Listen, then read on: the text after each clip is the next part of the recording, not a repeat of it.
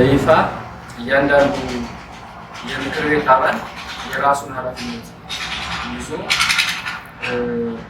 በምግብና ስርዓተ ምግብ መጓደል ምክንያት እየመጣ ያለውን ችግር ለመቅረፍ የበኩላችን አስተዋጽኦ እንድናበረክት ታስቦ የተዘጋጀ መድረክ ነው።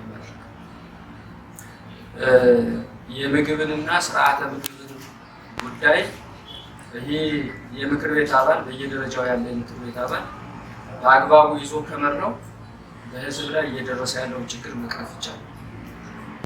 በየደረጃው ያለ የምክር ቤት አባል ከዞን ጀምሮ እስከ ወረዳ ድረስ ያለ የምክር ቤት አባል የበኩሉን አስተዋጽኦ ካላበረከተ ደግሞ በህዝብም ላይ በተቋምም ላይ የሚደርሰው ችግር ከፍ ያለ ይሆናል ማለት ነው።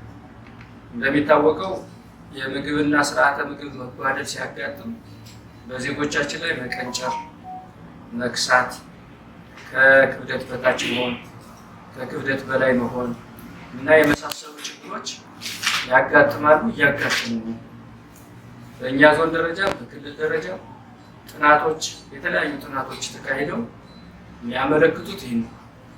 በምግብና ስርዓተ ምግብ መጓደል ምክንያት የሚቀነጭሩ ወጣቶች፣ የሚቀነጭሩ ህፃናት በርካታ ናቸው። በምግብና ስርዓተ ምግብ መጎዳት ምክንያት የእናቶች ጤንነት ከፍተኛ መጓደል እየታየበት ነው። በዚህ ምክንያት ከፍተኛ የሆነ የመክሳትም አንደርዌይትም ኦቨርዌይትም በዞን ደረጃ በወረዳ ደረጃ በማህበረሰብ ደረጃ እየተከሰተ ነው። ስለዚህ ይህን ደግሞ ማስተካከል ይህ ችግር የሚያመጣው በጣም ብዙ ችግር ስለሚያመጣ ለምሳሌ በምርታማነት ላይ ከፍተኛ የሆነ ችግር ያመጣል። ከጤንነት ባለፈ ጤንነቱ ያልተጠበቀ ማህበረሰብ ምርታማ ሊሆን አይችልም። በግብርና ላይ በራሱ ሌላ ችግር ያመጣል። በትምህርት ላይ ሌላ ችግር ያመጣል። ተማሪዎቹ ተወዳዳሪ የመሆን እድል አይኖራቸውም። በጤና ላይ ሌላ ችግር ያመጣል። በሴቶች ህፃናት ላይ ሌላ ችግር ያመጣል። ስለዚህ ዝም ብለን የመቀንጨር የምናምን ብቻ ሳይሆን በመቀንጨሩ ምክንያት ወይም ደግሞ ይህ ጉዳይ በመጓደሉ ምክንያት እንደ ህዝብ የሚገጥመውን ችግር ለመፍታት ይህ በየደረጃው የተቋቋመ ምክር ቤት ኃላፊነት ያለበት ምክንያት ነው። ስለዚህ ሁላችንም ኃላፊነት አለበት።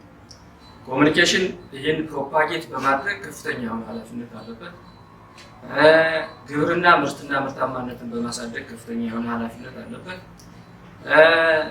ትምህርት በተመሳሳይ የትምህርት ጥራትንም ከማረጋገጥ አኳያ ትምህርት ቤት ላይ ልዩ ልዩ ፋሲሊቲዎች እንዲሟሉ ከማድረግ አኳያ፣ ውሃ እንዲሟላ ከማድረግ አኳያ፣ መጸዳጃ ቤቶች እንዲሟሉ ከማድረግ አኳያ ኃላፊነት ይኖርበታል። ኢንቨስትመንት አልሚ ምግቦች እንዲመረቱ ከማድረግ አኳያ ከፍተኛ የሆነ ኃላፊነት አለበት ነው። ፕላን ይሄ ጉዳይ የእቅድ አካል እንዲሆን ሁሉም መስሪያ ቤቶች የእቅድ አካል እንዲያደርጉት ከማድረግ አኳያ ከፍተኛ የሆነ ኃላፊነት ይኖርብናል።